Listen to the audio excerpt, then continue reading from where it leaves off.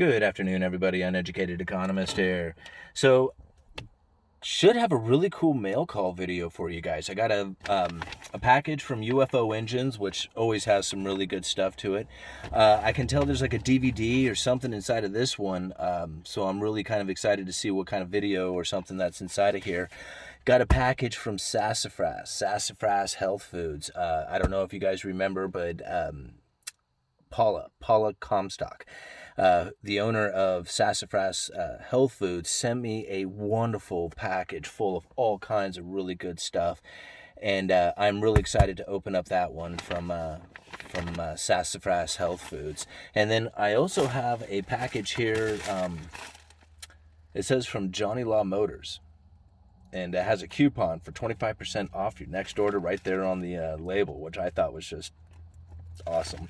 So that's a great way to do your advertising. So I'm excited to see what's inside of that as well. But wanted to talk a little bit about a story that I had heard a long time ago, and then just recently it had come up. Like, I forget where I had heard it, like somebody maybe in a YouTube video was talking about it, or I saw it in an article, and I thought, hey, I remember that story. I should talk about that. And then it came up again in my Google News feed this morning, talking about this particular story called the Cobra effect. And I don't know if you guys are familiar with the Cobra effect, but it's a story of Delhi, right? The city of Delhi over in India. And the city was overrun with cobras, right? These cobras, these snakes were just like all over the place, all over the streets. And this problem caused the people to make the government do something about it, right? They were like, all these cobras are all over. You're the government, solve this problem, right? So this problem, reaction, solution scenario took place. And what the government did was, it was real easy. Like, okay, so we got all these snakes and we need to deal with these snakes. So what do? Let's put a bounty on the snakes, and then the people will go and gather up all the snakes, and then we'll have gotten rid of all the snakes just by, basically buying them all up and just getting the people to go take care of the problem themselves. So great idea. Everybody loved it. Started the bounty up, and cobras started getting turned in. Well, then they realized the problem that came from this, and that people started raising cobras to turn into the government. So the government was just like, okay, well, you know what? We're done with this. We're not going to be, dealing with this bounty where we're paying people to farm cobras and paying them for it. We're done. We're not giving you a bounty for these. We're not giving you any money for these cobras anymore. And so all the farmers who are like, well, we don't want these cobras either, they released them. Now there's all these cobras running the city again. Okay, this is the Cobra effect. And there's all kinds of examples of similar things happening. And that's what the author inside of the article said, is that there was actually two recent scenarios that he was using for an example. And I thought they were great ones. One of them had to do with a gun buyback, I think it was down in LA. And they basically told anybody that, everybody was just like, if you have a firearm, doesn't matter how old or what it is, we'll give you $250 for it. Right, just straight up, just turn in all your guns and we will just give you $250 straight up. And it was so successful, they basically ran out of money and ended up owing a bunch of money to people for their firearms. And the problem is that they turned in some of the crappiest firearms they were out there. And these people, these entrepreneurs, right, because everybody's always thinking ahead of time, they were like, man, there's a bunch of people who are going to go down there who are already interested in guns, who are all of a sudden going to have $250 in their pocket. They go down there and they opened up the shop and basically started selling guns out of their trunk of their car, saying, hey, look, we got all kinds of nice firearms here. You're about ready to get $250 for that crappy firearm. Why don't you just upgrade? When you cash that thing in, come back and see me and I'll sell you one of these nice firearms. Or they saw somebody out there who had a really nice firearm that was worth way more than $250, and they offered them $300 for it so they wouldn't go and cash it in. And they ended up with a firearm that was worth way more. So it ended up backfiring on the police, in the sense that they ended up having to pay out a whole bunch of money for a bunch of firearms that they weren't even like violent type of guns. They were just these old antiques and probably broken guns that didn't work anyway. And they ended up creating a position in which that, these people who were selling firearms, or maybe had black market firearms, and gun traders in general, were meeting up and had money to buy, and trade with. It was just like, anyway, I thought that was a really interesting story in itself. And then the other one, and this one just absolutely just, it just amazes me what people will do for money. So plasma donations, right? This is like where you give up blood, and I guess college students will sell that. And I guess they get like $50 a shot, for every time they go and they donate this plasma. Now, if I get this story right, if the author is telling the truth in this, apparently they will give you $100 if you have COVID, and I'm not sure why. It didn't go into explaining it, so I didn't really go into the researching of it. I was just kind of going off of the idea of what was taking place. And so these students are contracting COVID in order to get $100 donation for when they go in, or not donation, but pay for when they go in there and they donate their plasma. When I heard that, I was just like, are you serious? I cannot believe people would actually do that. But apparently that's so much so that the author of this article was willing to put it inside of there. And I'll leave a link down in the description for you guys. But anyway, I thought that was just like trippy enough. And then what was I was thinking of like some other situations. Like, for example, the extra unemployment. This was kind of like a Cobra effect in itself, because it almost took place too, where it really came into the point where it was going to start damaging the government, in the sense that they needed to do something in order to react for the damage that they have already done. Just very much like, it's just like, trying to buy up the Cobras caused a bunch of farmers of Cobras to release Cobras into the city, making the problem worse. When the government started paying out the extra $600 a week, people all of a sudden were making more money on unemployment than they were when they were working, and they were pissed when they heard about their job going to pay them a paycheck, because they were going to make more if they were collecting unemployment. Okay, so this was kind of like this Cobra effect taking place, because it really would have gone bad had that, and I can't remember the senator or the congressman or whoever was trying to propose this bill, but the idea was that these people who were incentivized not to have a job because they were making more on unemployment, they were going to try and basically reward them for going back to work, to incentivize them to go back to work by awarding them $400 of pay on top of their paycheck if they went back. So you see how like this was kind of like a Cobra effect taking place, just recently, even though they didn't really get the pay to go back to work. But there was talk of it, because, people were like, no, I don't want to go back to work. I'm making $600 a month, $600 a week extra. Why would I want to go back to work? And they're like, okay, well, if you go back to work, we'll give you an extra $400 on top of it, So that was kind of like one of the Cobra effects taking place there. And I'm thinking, like, even into the future, you can really see it taking place if the stimulus that is passed, like the stimulus package, and they give us cash to go off there and spend at will into the economy. There could come a situation where people will start to abandon the idea of spending it on consumer items, which is what they want you to do, right? They want you to go out there and use it to, carry on your cost of living.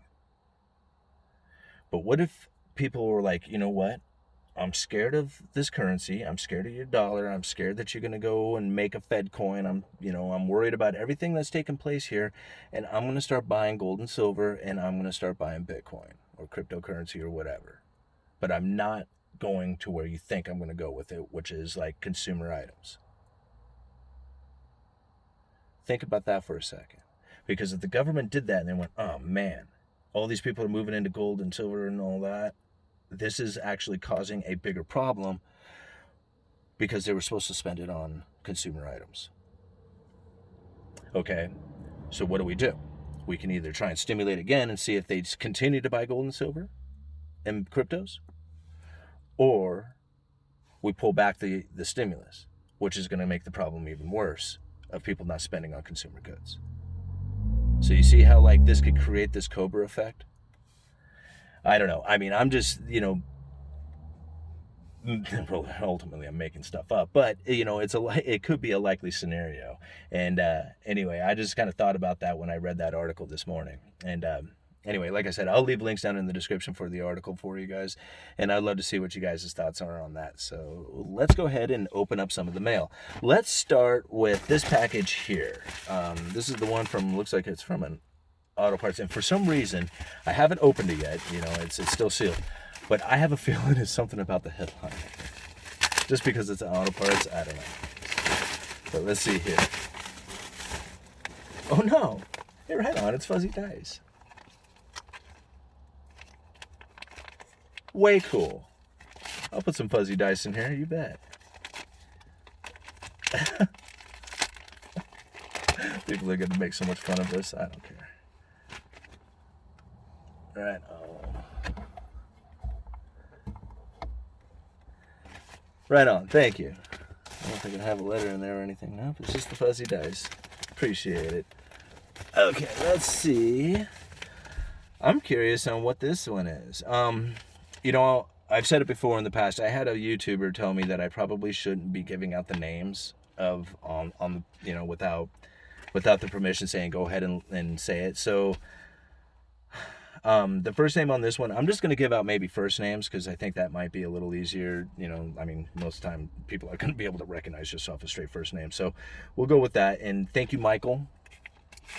And we're going to see what this is here. All right, it's The Big Short. Nice. Very, very cool. Thank you. Right on. Very cool. I have seen it, but I am going to watch it again, and I'm going to make my family sit through it too. Thank you so much for that movie. That's a great one. If you ever, if you ever have anybody who's, looking for a movie to watch that's very intriguing as far as what took place during the housing debacle, this movie, The Big Short, is a, well, it says it right on there, I think, brilliant movie or whatever. Yeah, brilliant right there. Brilliant movie is perfect way to describe it. All right, let's see what UFO Engines had to send here. I love UFO Engine stuff. He always has the coolest things. Same postcard like things. But there's his little airplane that he's flying. It's him flying the economy. I should go dig out the postcard where he drew the dashboard of the plane, and it has like all the gears for messing with the economy and judging it and all the indicators and stuff. I will dig it out. It is really cool. It's a very cool drawing that he did. Wow, what is all this? He knows how much I love the postcards that he does too. And wow, oh, there it is. They're cool. Haha. Well, there's part of it anyway. Oh, check it out. He sent me $5 too. Thank you. Thank you, brother. So there's kind of what I was talking about. This is. So what do you see back here? Your way is the right way. Posting your ideas using just a smartphone and a short message. That's how I went bust. Post was a true bummer, to be sure. Glad things are better now. Try saving up $100,000 just for the hell of it. A guy need a hobby, you know. Thank you, UFO Engines, and I look forward to going through all this stuff. You funny guy. Just some of the stuff that he sends, it's just wild. Very creative. Anyway, thank you so much, UFO Engine. I was going to see if there was anything in here that I haven't seen yet. The thing of it is, I'm not sure I want to be alive.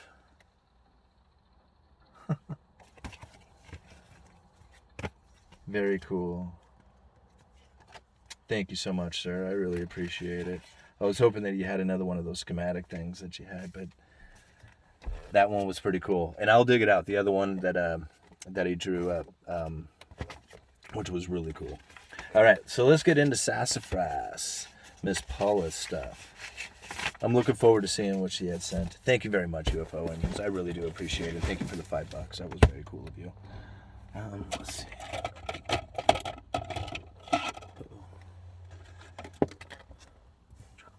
All right.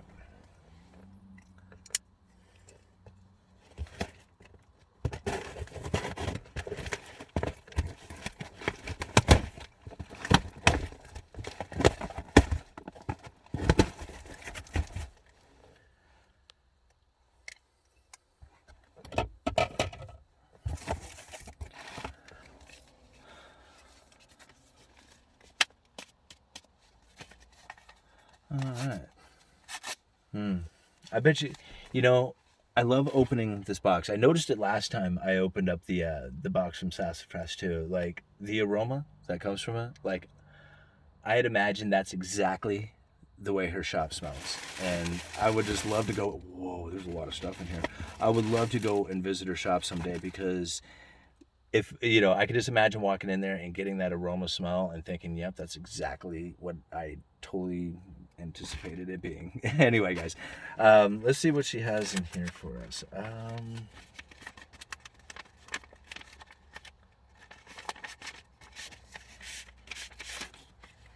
Oh, wow. Oh, Paula, so cool of you. All this stuff plus some gold bucks.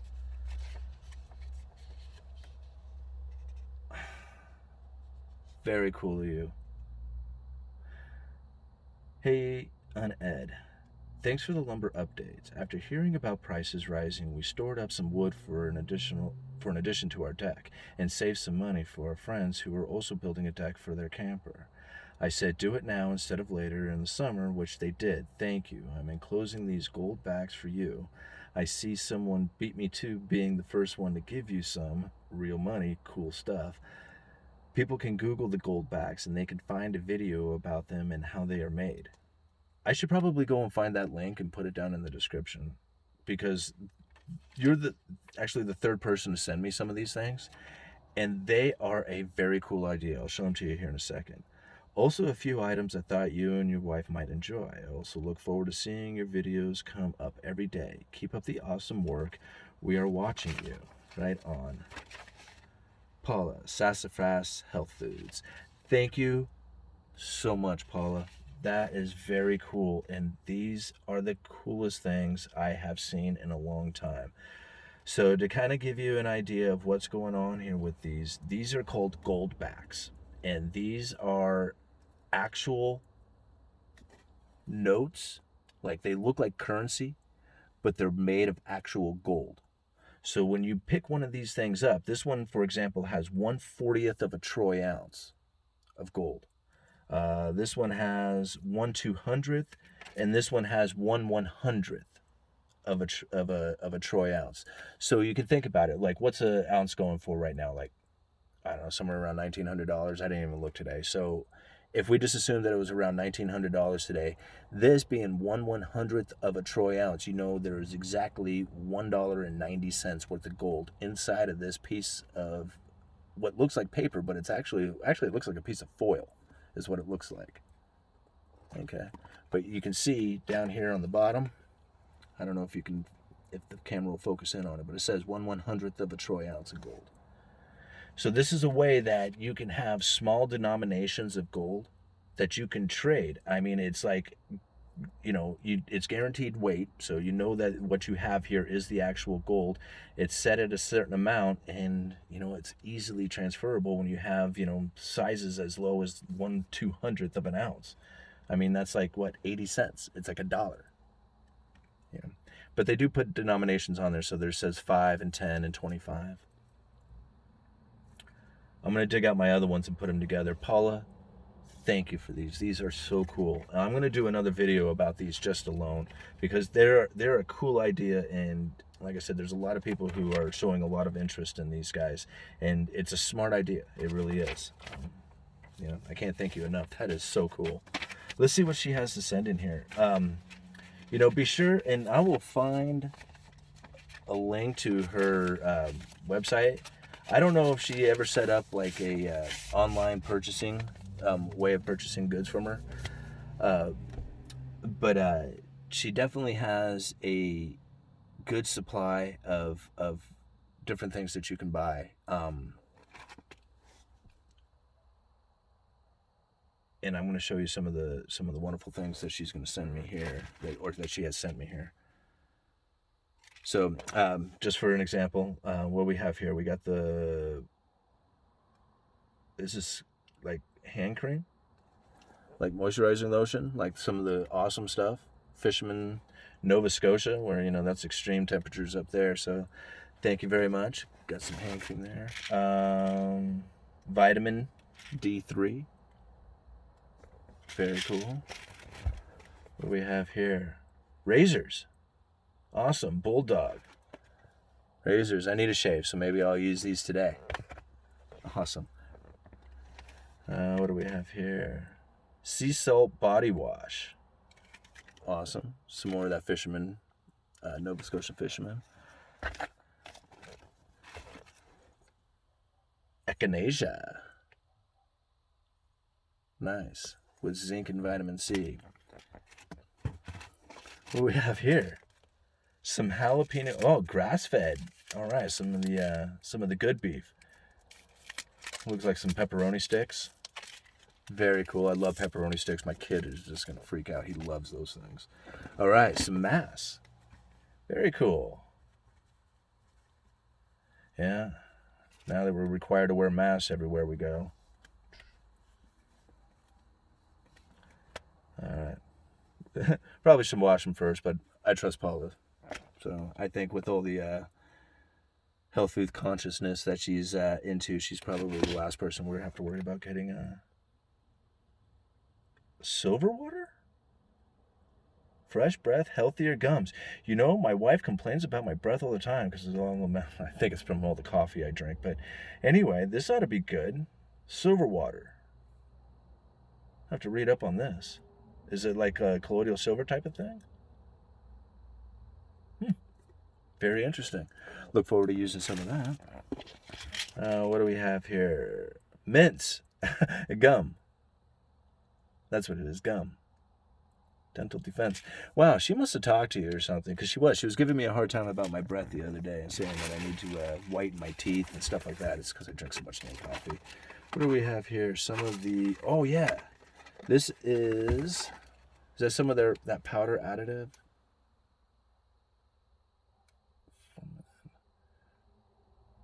What is this one? So this is Country Life. I think this is like a vitamin supplement, isn't it? I'm guessing that's probably what it is. Read the box too, huh? I think that's what it is. It has like, she sent me something very similar to this last time, and but it wasn't in. These look like they're in capsules. Last time it was just in powder form, where you mix it up with like juice or something like that. Very cool. Thank you for that. What do we have here? Tuscan Farm Blend.